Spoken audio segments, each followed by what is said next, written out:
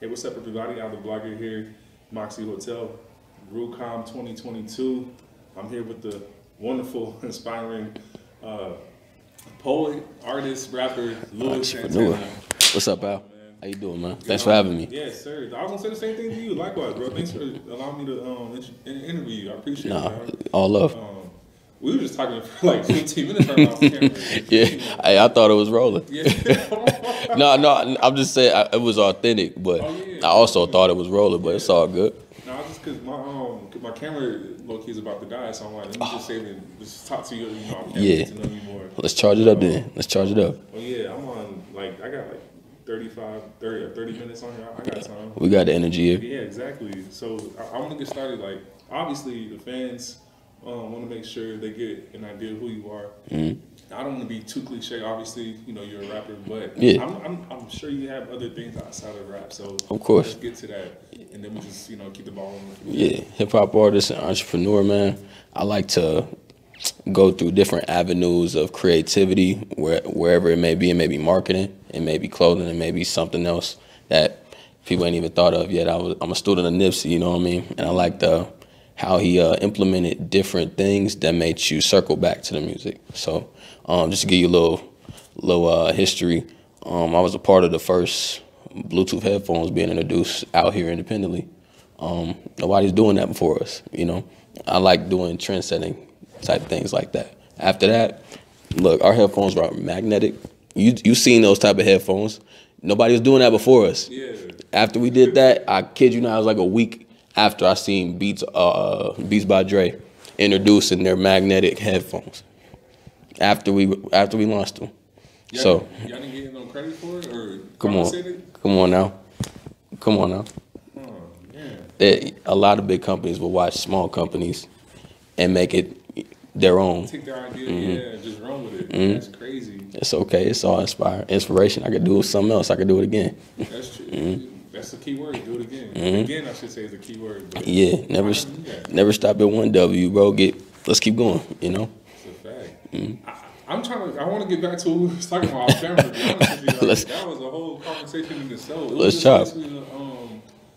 The whole gist of our conversation off camera was about our history as Black people, as African Americans, at this point being whitewashed, everything being erased from our memory. You were just telling me that a dude was from Sudan, here just get info and right back to his country, and then you talking about the native tongue and all that. But different cultures really.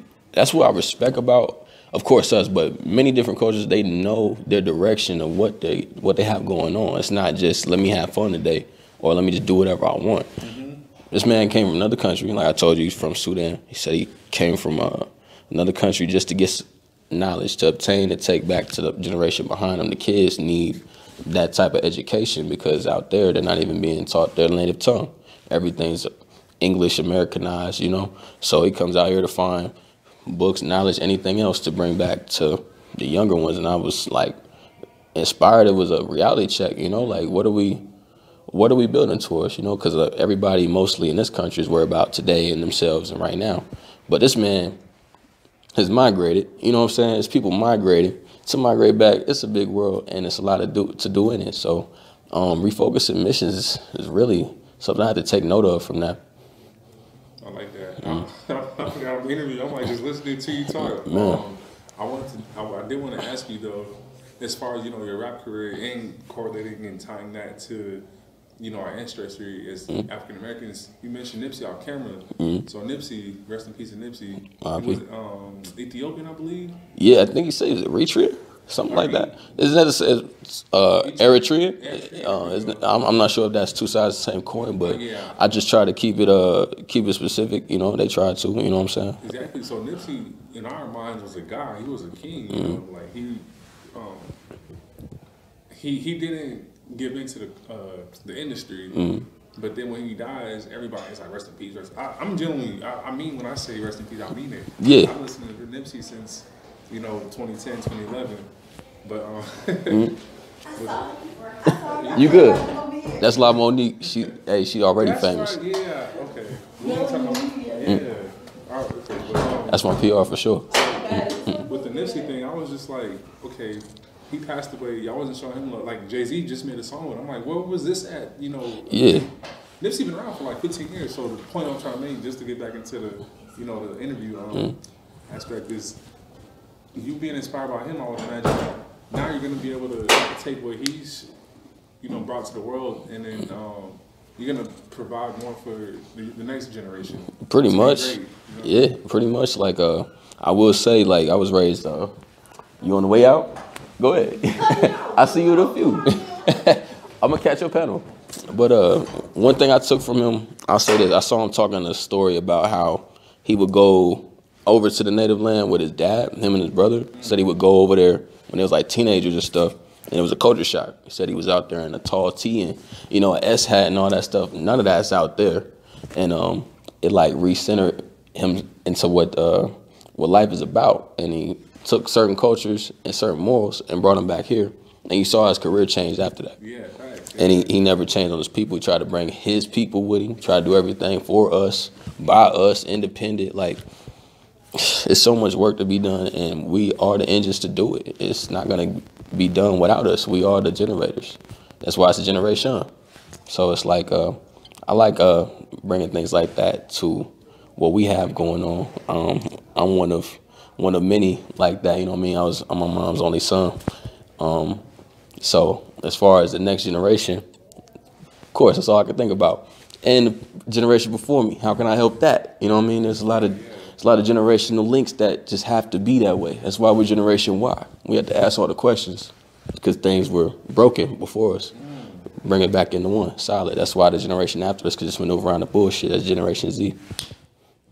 Yeah, and start over. Yeah, that's deep, bro. And to continue what you're just saying, I think too for the next generation, they have everything they need / want to build and become better than the millennials and then the Generation Y. So I think there's no excuses for them to not be great. You know what I mean? Like there's The inflation works both ways, I believe. Exactly. Everybody can look at it monetarily, but the inflation of knowledge and opportunity and everything the next generation has, we're gonna have so much magnificent things just blossoming. We already do, you know, all the new ideas incorporated with the people who know how it needs to go. Come on now, this world needs to turn like that. There's so much information out there, and it could backfire too. Like if you use it the wrong way, it could backfire. But I feel like I hope the next generation can do great because I have 2 nephews and a niece, and all I can do, you know, ideally is be a mentor to them. Letting them know, okay, this is what I was doing when I was growing up. Haley is different than what y'all got going on. I didn't have an iPad when I was 6 years old. I didn't have a phone when I was 10. You know what I mean? Right. Times has changed. So, you know, relating back to this, you know, with you as an artist, your words speak a lot. You know what I mean? Like power of the tongue. Rest in peace to Von, Pop Smoke. You know, all these rappers that all passed of it. away. Yeah. Power of the tongue is crazy. So when I listen to rappers, I don't take what they say too serious, but I do take some stuff serious because there's poetry, you know, within rap. Yeah. There's metaphors within rap. There's quotes, like life quotes within rap. Like Nipsey said, in Victory Lap, he said something about like he manifested what he was dreaming of and it became reality. Yup. I'm paraphrasing him, of course, but that's like a life thing you could take with you, like a life quote. Yeah. So I like hearing Drake say, "I'm the type to say a prayer and go get what I just prayed for." You know what I'm saying? That's the most. It's the manifestation and the action. These things go hand in hand. You know what I mean? You don't. I've never seen one idea just come out and then boop, it happens. You know what I mean? No, it's like, okay, I got the idea. It take months, years, whatever time it takes to generate it. People think about recipes every day, but who could actually cook that and bake it and make that come out? You know what I'm saying? That's a fact, yeah. That's the way I think about it, man. So outside of your rap career, what do you like to do, like your personal life?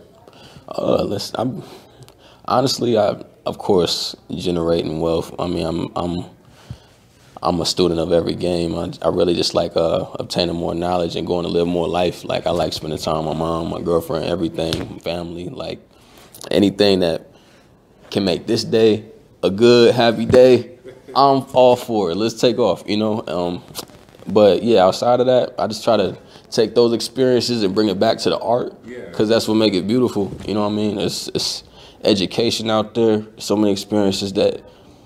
Think about the music you listen to, bro. They're talking about a bunch of stuff. I'm not sure if I can cuss on it. They're talking about a bunch of stuff that we may not ever do or experience, you know. But the fact that you listen to it, you feel like you was there. It's paint a picture. Yeah. It's like a vision, yeah. Yeah, and there's museums of art everywhere, bro. People pay to go into a museum to see art they ain't seen before. Those type of tangents mean a lot, man, because the people who are art aficionados know how to take the value of everything and appreciate that art, whether it's not their own, it feels like their own. That inspiration to inspire the next is what's important. I need to get to the hot lava right now, but you know what the fans want, and I'm hearing you too. Don't get me wrong, but I definitely want to get into the music part. So your label is called Vibe Lanes. Yes, Vibe Lanes, LANE. Yeah. Vibe Lane, I got you. Do you have like a group of artists, or is it just you right now? No, it's a few of us. We like Phoenix Wu-Tang, you know what I mean? Like we pretty deep, you know. We range from singers, rappers, ghostwriters, producers, DJs, engineers. Like it's videographers, photographers. Like everything is in-house. Like I said, we like to build our own lane and follow through it. There's no reason why you can't be so, you know, super hands-on. Because Vibe Lanes is pretty, it sounds self-explanatory. Yeah. Vibe Lane, my bad, it sounds self-explanatory. Like, because I was thinking of Tory Lanes, but I'm like, nah. Yeah. Probably his own little, you know, meaning or wording for it. It's like a channel, you know, vibration lane. Yeah, I like that. So for me, I'm blind to your music. I haven't heard it yet. I should say I'm deaf to your music. I haven't heard it yet. So I think I speak for the whole audience when I'm asking this question. What should I expect when I hear your music for the first time? Expect authenticity, man. Like I'll tell you this. I started with poetry from a young age. Of course, with sports and everything, and where I'm from, it was a lot of energy going on, a lot of activity going on, and the thing that got me through was poetry. Studying those line patterns and how much happiness it brought me to express ourselves that way. Especially studying like Langston Hughes and everybody from back then, man.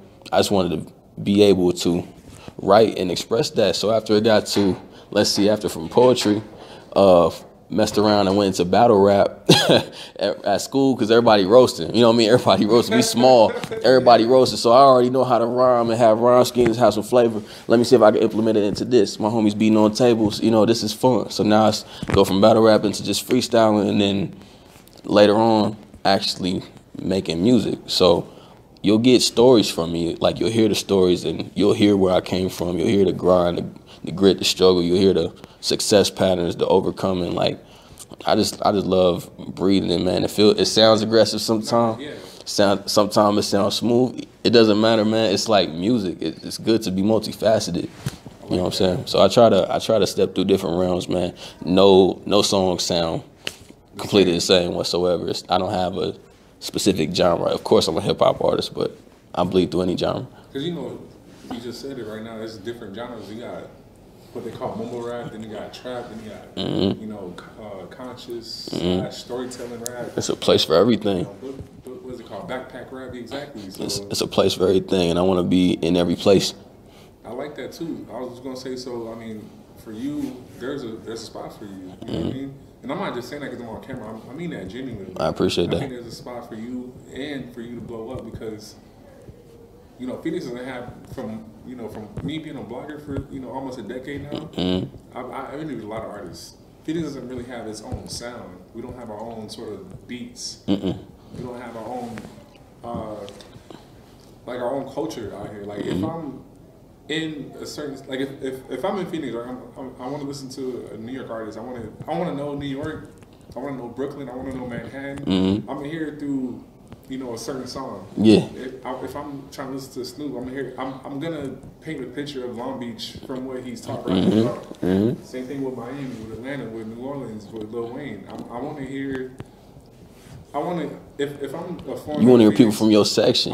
Exactly. I want to hear what's Phoenix like. Okay, I'm listening to Santana. Okay, I'm hearing what Phoenix is like. Huh, interesting. That's what I'm trying to say, basically. Yeah, we give you all that, bro. Like we give you all that, bro. I love to do things like that. And one thing I will say, the culture did get way better out here. It did build to a certain degree. I'm not trying to knock nobody. Oh, of course, of course. I'm just acknowledging the work that the city and the state put in. It's really gotten way bigger. Like Tucson in here, it's really been something else over the past few. It's awesome, and honestly, I like being a part of that whole wave. This generation, next generation, any era, I like to be a part of it as a staple in the community. You know, try to, like you said, you want to hear what Phoenix about? Go ahead, you can press play on me. You know, I like things like that. It's not too many. That's one thing. Another thing, Phoenix doesn't have too many of. I'm not saying there isn't any, but it doesn't have too many OGs. Like you mentioned, Snoop, Wayne, blah blah blah. We don't have no Snoops like that here. Like there's some. Don't misquote me. There's some. But I'm saying as far as the game go, like California, they can go to their OG DJ Quick. They can go to Too Short. They go to E40. You know what I mean? We got people here, but there's still people making that lane. They're still becoming that legend. You know what I mean? I definitely want to solidify myself into being one of them legends. Because I'm from Florida, so, you know, off rip, you got everybody. DJ Khaled, Rick Ross. Yeah. Ace Hood, a legend to me from Florida off tops. These people, like you said, they're OGs. Then you got the next generation. You got Kodak. You got Denzel Curry. Rest in peace, X. Yup. Keep talking that shit, bro. You know, you got the next, like you just said, the next generation. Here, I mean, we're getting there. Like, you got Futuristic, you got Santana Collins. Shout out to them. I interviewed them, you know, years ago. Yeah. Now we got the next generation and with Santana. So yeah, Futuristic definitely put on for the town. Like, there's definitely gatekeepers out here. Like, it's not trap. It's not. My bad. I didn't mean to cut you off. You good? Say, it's not like what you ideally listen to, like a Pooh Shiesty, a Little Dirk, a Little Baby, but he's nice either way. So, honestly, I think with. Yeah. And honestly, I think the fact that Phoenix doesn't have a one specific sound is a strength of ours. That's true. I think that's a strength because it's such a melting pot out here. Even the, you know, how can I say it? Like, even the Spanish homies, they got an avenue like a mug. You know, the African homies, avenue like a mug. It's so cold to hear so much diversity. So as far as it like having a specific sound, I don't think it'll ever become that here. I believe that everybody's still gonna be firing off from their diversification, and that's what make the melting pot that it is good. You know, if it turns into Philly cheesesteak town, then you know everybody gonna get burnt out of the Philly cheesesteaks unless you know what I'm saying. Philly, you know what I'm trying to say. Yeah, I feel you. Yeah. I like the diversity of here. I do gotta ask you though, as a rapper, I've heard this so many times. You know, rap is a dangerous sport / career. So, you know, we talked about the power of the tongue. I don't condone violence, but some songs we just, you know. Oh, yeah. The Crazy Story by King Von is one of my favorite songs to date. Like, hands down. You know, NBA Youngboy's No Smoke song is one of my favorite songs, too. So, my question is, like, when you are rapping about maybe an op not wanting to smoke with you or killing an op or whatever the case may be, are you being mindful of, you know, the family and friends, you know, being protected and being safe? Because some people take certain songs too personal and it can get crazy out here. You know it can. Are you mindful of that stuff? I feel like I am, but at the same time, it's as a sport, it's a contact sport. You know, if you will, in some cases, especially when it comes to artistry or anything competitive. Sometimes you just got to be out here. Sometimes you got to let somebody know. A lot of people be talking. Like, how can you say it, subtweeting, they be sub-talking. They know who they talking to in these songs. Like, could you, like you said, it's a contact sport, and you can, not to cut you off, but I was going to say, you can keep it on wax. Meaning you can just rap about in the studio and not ever see that person for a while. Or, like... I don't even believe in the... Man, if you got a problem with somebody and you rapping about it, you best believe you better be ready. You better be ready in the street, because I don't know about a lot of people, but I take all that. Seriously, it's all the same. This is the same world. The same world you rapped in, is the same world you breathing in. Shout out to Boosie, but Boosie said you can't be a rapper and a gangster at the same time. That's true. One or the other, you know what I mean? Like, that's true. There's a long time I wasn't in front of no cameras, none. You know what I'm saying? There's a long time I wasn't in front of no cameras. You know what I'm saying? It's a certain way that my life was conducted. You know what I'm saying? So if you ever hear Nip, we talking about Nip. Yeah. What's that song? I don't give a fuck. Ride with my brother and my beat turned up. That song. He said he got to settle his side. Like, because some folks expect him to ride. Like, it's a difference between being an artist and being able to go freely and go all around the world and do whatever versus when you got to handle other business. You can't just put that on front page because it's business, you know? A lot of people get it tied up because they'll see some people get successful with it, but they have no idea the type of work they had to put in just to be okay to be in front of everybody with that information, you know? True. They have no idea all the sit downs and everything that come with it because that's everybody's information. Versus you being an artist, talking about it, you could talk about anything. But if you want to bring up that type of stuff, there's other people involved, you know? So I would say choose your words carefully. But honestly, stand on you. Always be you. Because if you're going to go out, you got to go out as you. It's your life, you know? Like, I see a lot of celebrities post a tweet or Instagram and then they delete it. I don't like posting and delete. If you're going to post something, like you said, stand on that. Don't delete it. Yeah. You can edit some stuff out, I guess, but yeah. I hate when they be posting it and deleting. It's corny to me. Yeah. It's a little different. You know what I'm saying? I was going to ask you, probably maybe 2 more questions to ask you. You good? I don't know what's your time frame, but you solid, fam. We solid. Oh yeah. Like I said, love. Thank you for having me. For sure. So your label Vibe Lane, how did that come about? Like, what was the whole thing with that? It's me and my brothers, bro. I got a brother named Malik Scott. He's a part of the gang, and my brother 30 Spice, Simply Damon. We was at school together. We was at high school together. We was always rapping, linking up for freestyles, and you know, hanging out, just being real brothers. And one day we was like, we should really get things started. You know, we should really gear things up. So we came up with that. We came up with Vibe Lane, and shortly, I can't remember if it was before or right after that, it's my brother Tarek Lamont came in. It was the original 4 of us.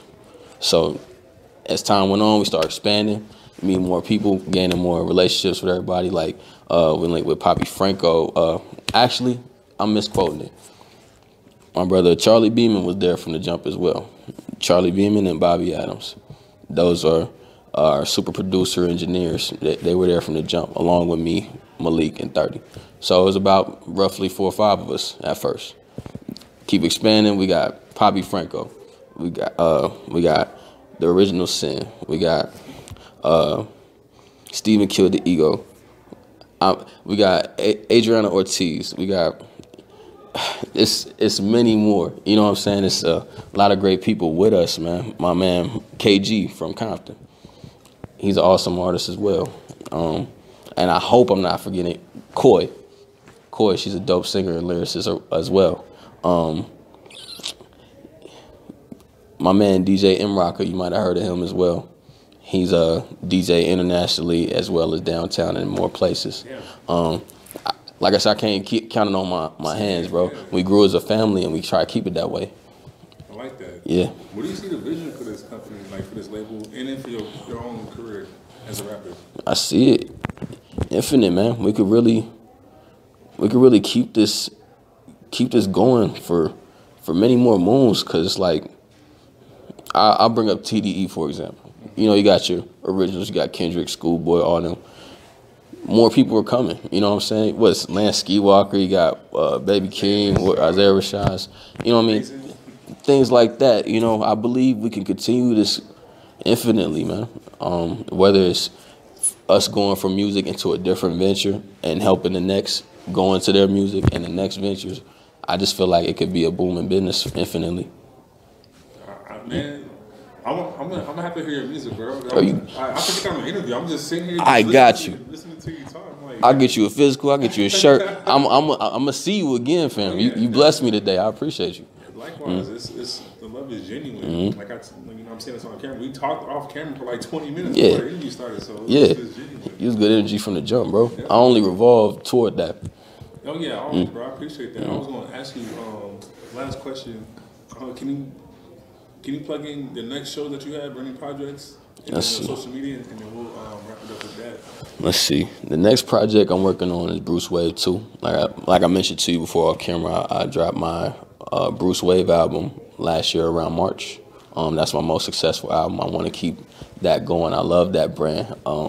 If you got, let's see, Bruce Wave to me is like my Carters or my drought. You know what I mean? That's vintage, Yeah, I get to give you the most grimy, unruly me, the best parts of me on that. Like I'm gonna give you that on every, other stuff too, but the Bruce Wayne ones are special to me. So that's the next project I'm working on. I just put out 2 singles with my guys, 4-piece with Chris Frank, Poppy Franco, and 420 Party with Chris Frank, Poppy Franco, and Steven Kill the Ego. After this, put out another single called Crown, produced by my lady. It's a beautiful, beautiful production. Yeah, that one's called Crown. I can't wait for you to hear that. I'll give you a snippet of that before we leave. For sure. And most likely put out the Bruce Wave 2 third or fourth quarter. I want to build up a good enough energy around me before I put that out. And I heard that, and we're in April right now. Yeah. At the time of this, interview being recorded, so by the summertime it's gonna be hot. I guess literally and metaphorically speaking, with music that you got dropping. So I'm excited, bro. I'll be putting out a music video from the Bruce Wave album as well called Monster, featuring my dog De La Prime. It's produced by my homie AB. That's one of the most powerful songs. I feel like that's one of them. I feel like between Monster and a song called Without Warning, I'll show you on the album. And that's produced by my homie Cairo. Got live guitar strings on it from my guy B Lush. But between them 2 songs, it kind of set the tone for what I was going with for that album. Just like aggressive rapid fire and some more, So I probably give you some more of that in a different spin on Bruce Wayne 2. I can't wait, man. People are gonna hear this, they're gonna be excited. Let's go. Yeah, Bruce. Stop saying Bruce Wave. It's all the same. Louis Santana, Bruce Wave, it's all the same. Louis Santana, we got Louis Santana, aka Bruce Wave. You know it. Check out the album, social media. Follow me at Louis Santana everywhere. LEWIS Santana. I'm the only one on this side of the world.